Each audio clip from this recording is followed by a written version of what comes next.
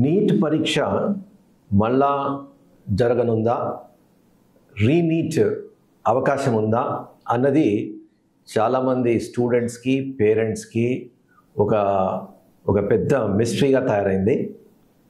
I can understand the anxiety. స్టూడెంట్స్కి నెల క్రితం ఎగ్జామ్ అయింది, నెల దాటిపోయింది. అండ్ ఈ స్టేజ్లో మళ్ళా ఎగ్జామ్కి ప్రిపేర్ అవ్వాలి అంటే స్టూడెంట్స్కి, ఎస్పెషలీ స్టూడెంట్స్ హు పర్ఫార్మ్డ్ వెల్, వాళ్ళకి యాంగ్జైటీ ఉంటుంది. సో ఏం చేయాలి ఈ తరుణంలో అన్న డౌట్స్ కూడా ఉంటాయి.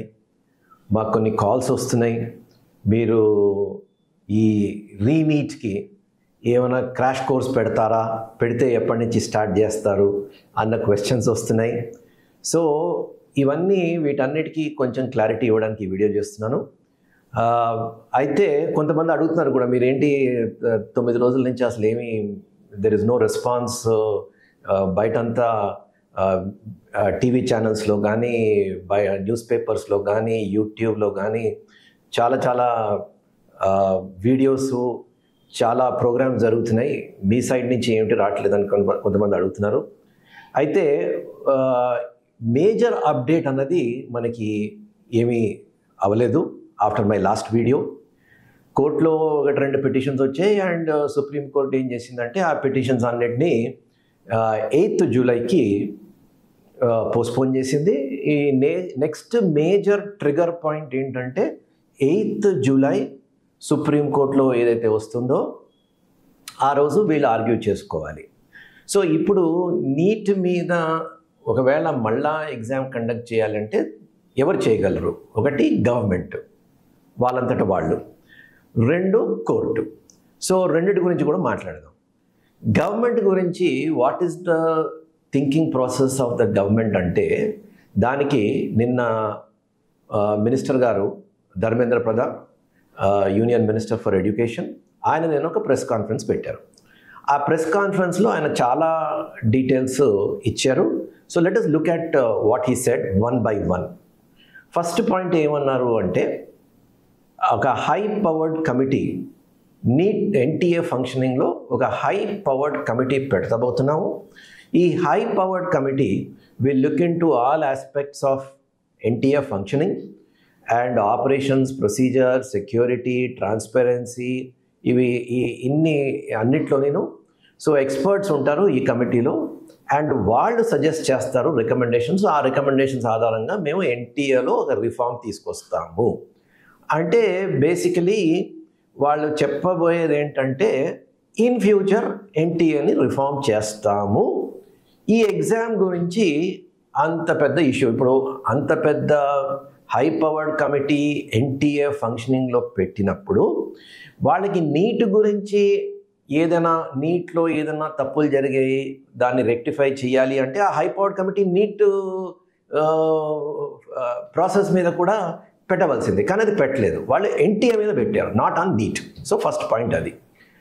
రెండో పాయింట్ ఏమంటున్నారంటే, మనకందరికీ తెలిసిందే, యూజీసీ నెట్ అన్న ఎగ్జాము ఎన్టీఏ వాళ్ళే కండక్ట్ చేస్తారు. అందులో పేపర్ లీక్ అయిందన్న అనుమానంతో central government has taken a decision to cancel NET exam. అది ఎవరూ అడగలేదు, బయట కూడా ఎక్కడా మనకి వినిపించలేదు పేపర్ లీక్ అయింది. కానీ హోమ్ మినిస్ట్రీ వాళ్ళు ఎడ్యుకేషన్ మినిస్ట్రీని అప్డేట్ చేయడంతో, అలర్ట్ చేయడంతో వీళ్ళు సడన్గా డెసిషన్ తీసుకున్నారు. అంటే ఏం సిగ్నల్ పంపిస్తున్నారంటే సెంట్రల్ గవర్నమెంట్, ఒకవేళ అవకతవకలు జరిగి ఉంటే మేమే క్యాన్సిల్ చేస్తాం కదా, ఎన్టీఏలో జరిగింది క్యాన్సిల్ చేసాం, నీట్లో అంత పెద్దగా ఏమీ జరగలేదు, అందుకోసం క్యాన్సిల్ చేసే అవకాశం లేదు అన్నట్టు మంత్రి గారు మాట్లాడారు. కొంతమంది రిపోర్టర్స్ అడిగారు కూడా మంత్రి గారిని, మీరు ఎన్టీఏ క్యాన్సిల్ చేశారు బాగానే ఉంది, మరి అది కూడా ఒక అనుమానం మీద క్యాన్సిల్ చేశారు, ఇక్కడ మనకి కాన్ఫిడెంట్గా బీహార్ పట్నాలో ఈ ఇన్సిడెంట్ అయిందని చెప్పారు, మరి ఇది ప్రూవ్ అయింది, కన్ఫెషన్స్ వచ్చాయి, మరి అలాంటప్పుడు ఎందుకు ఇది క్యాన్సిల్ చేయట్లేదు అని అడిగినప్పుడు ఆయన 2 సమాధానాలు చెప్పారు. ఒకటి ఏంటంటే, బీహార్లో జరిగింది ఓకే, అంత తొందరపాటు ఎందుకు, 2-3 రోజుల్లో ఆ ఇన్వెస్టిగేషన్ ఒక కంక్లూజన్కి వస్తుంది. మేము బీహార్ పోలీస్తో టచ్లో ఉన్నాము, వాళ్ళు ఇన్వెస్టిగేట్ చేస్తున్నారు, లాజికల్ కంక్లూజన్కి వస్తారు, 2-3 రోజులు ఓపిక పట్టండి, 2-3 రోజుల్లో వాళ్ళు చెప్తారు అన్నట్టు ఒక సిగ్నల్ ఇచ్చారు. అంటే ఇప్పుడు ఏమీ పెద్దగా జరిగిపోలేదు, anyway we will wait for the investigation. అంటే ఆ ఇన్వెస్టిగేషన్లో ఏమి రాబోతుందో కూడా మంత్రి గారికి తెలిసినట్టుంది. ఆయన ఏమంటారంటే ఓకే, కన్ఫెషన్స్ వచ్చాయి, అవన్నీ పబ్లిక్ డొమైన్లో ఉన్నాయి, నేనేం కొత్తగా చెప్పేది లేదు, కానీ అది ఒక ఐసోలేటెడ్ ఇన్సిడెంట్ మాత్రమే అని అంటారు.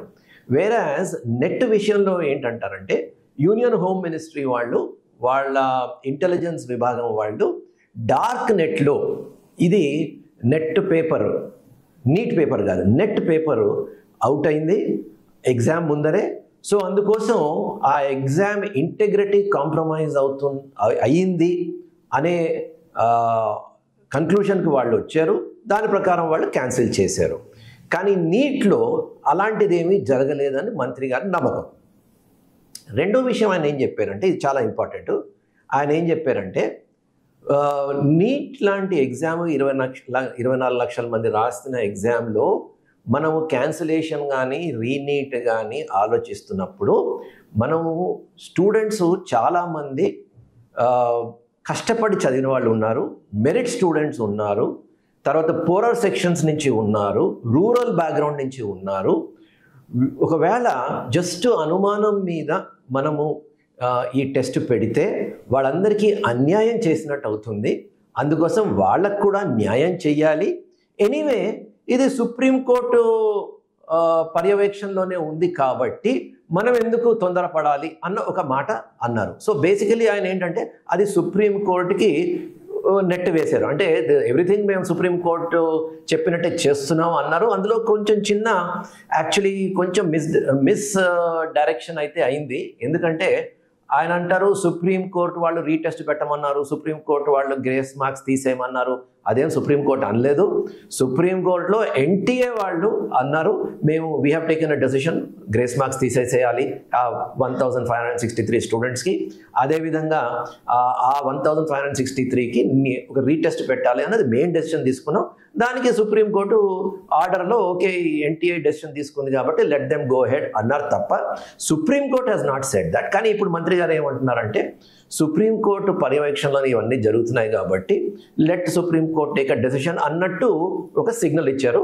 అయితే గవర్నమెంట్ సైడ్ నుంచి ఈ ఎగ్జామ్ క్యాన్సిల్ అవుతుంది అని మాత్రం ఎటువంటి హింట్ మాత్రం ఆయన ఇవ్వలేదు. కాకపోతే ఇప్పుడు ఏమైందంటే ఇది మొత్తం అంతా పొలిటిసైజ్ అయిపోయింది. ఒక రాజకీయ రంగు దీనికి పులిమేరు.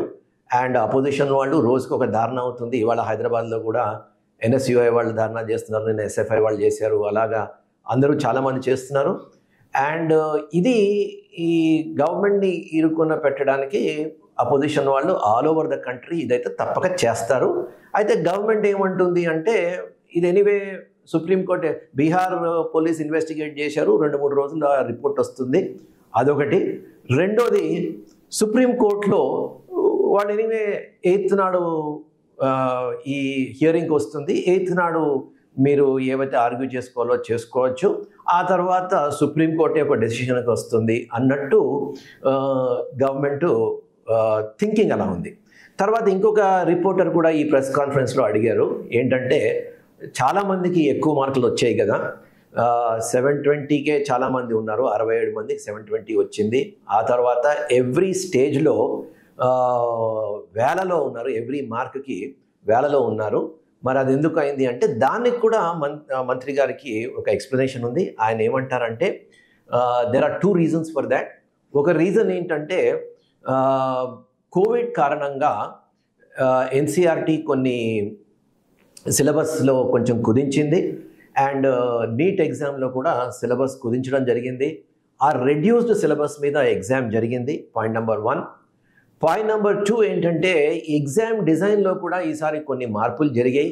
ఎందుకంటే నీట్ గురించి చాలా ఎలిగేషన్స్ ఉన్నాయి. ఏంటంటే కోచింగ్ ఇన్స్టిట్యూట్లో మంచి కోచింగ్ తీసుకున్న వాళ్ళే నీట్లో బాగా చేస్తున్నారు, పేద వర్గాల వాళ్ళకి కానీ రూరల్ ఏరియాస్ నుంచి వచ్చిన వాళ్ళకి కానీ నీట్ ఒక పెద్ద ప్రాబ్లంగా తయారైంది.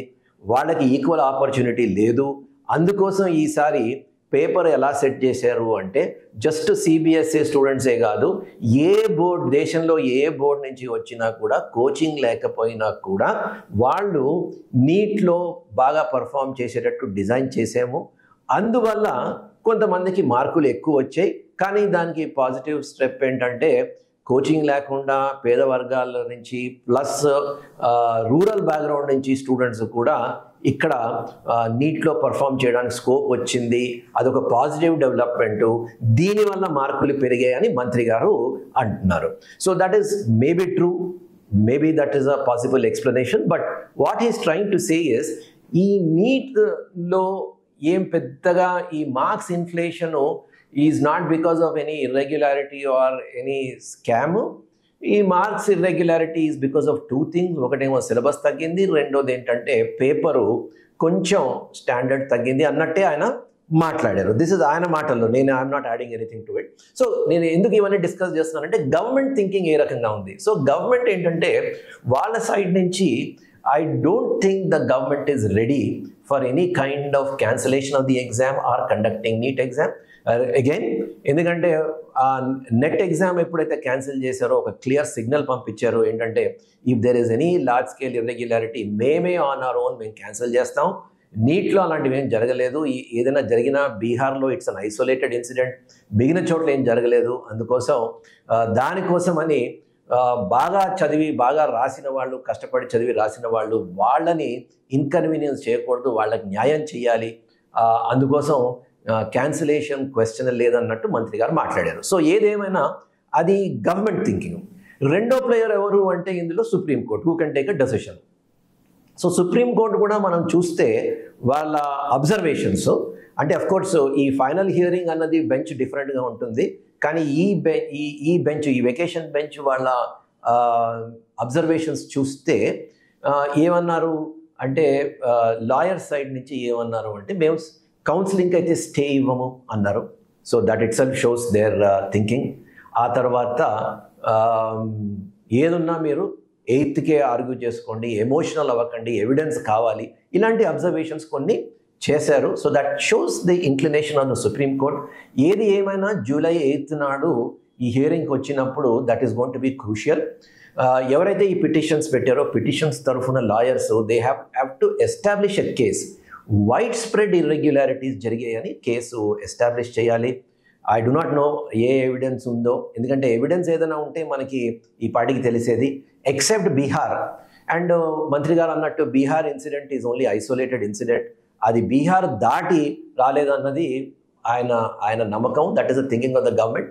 సో ఇది పిటిషనర్స్ తరఫున lawyers, the responsibility is on them. ఏంటంటే అక్కడే కాదు బయట కూడా పొక్కింది. ఈ లీక్ అన్నది ఆల్ ఓవర్ ద కంట్రీ జరిగింది. వైడ్ స్ప్రెడ్ ఇర్రెగ్యులారిటీస్ జరిగాయని ప్రూవ్ చేయవలసిన బాధ్యత పిటిషనర్స్ లాయర్స్ మీద ఉంది. అది వాళ్ళు ఎంతవరకు చేయగలరు అన్నది డౌటు. ఒకవేళ అది చేయగలిస్తే then supreme court will take a favourable decision.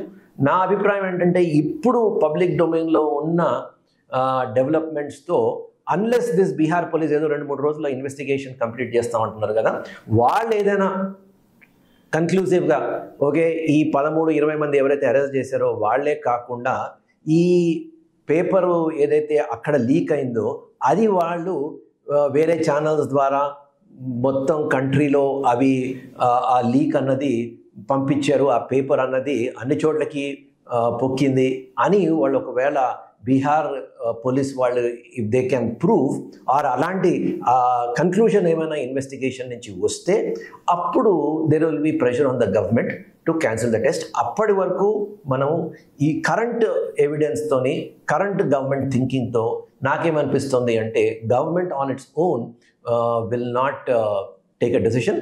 ఆ తర్వాత అపోజిషన్ కూడా ఒక ఇంత పెద్దగా రాజకీయంగా గవర్నమెంట్ మీద నిందలేస్తున్నప్పుడు ఆబ్వియస్లీ ఇది ప్రెస్టేజ్ ఇష్యూగా తీసుకొని government will say there is nothing wrong and anyway ఏదైనా తప్పులు ఉంటే సుప్రీంకోర్టు చూసుకుంటుంది కదా, మీరెందుకు గొడవ పెడుతున్నారని వాళ్ళంతటా వాళ్ళు మాత్రము ఇది క్యాన్సిల్ చేస్తే ఏంటంటే ఒప్పుకున్నట్టే కదా. సో వాళ్ళైతే చెయ్యరు. ఎనీవే ఇది సుప్రీంకోర్టులో ఉంది, 8th సుప్రీంకోర్టు హియరింగ్కి వస్తుంది, let the supreme court take a decision అన్నట్టు వాళ్ళు ఉంటారు తప్పితే వాళ్ళంతట వాళ్ళైతే డెసిషన్స్ తీసుకోవడం నాకు ప్రాబబిలిటీ అన్నది చాలా చాలా తక్కువ అనిపిస్తుంది. సో ఈ దిశలో స్టూడెంట్స్ పేరెంట్స్ ఏం చేయాలి? Very simple.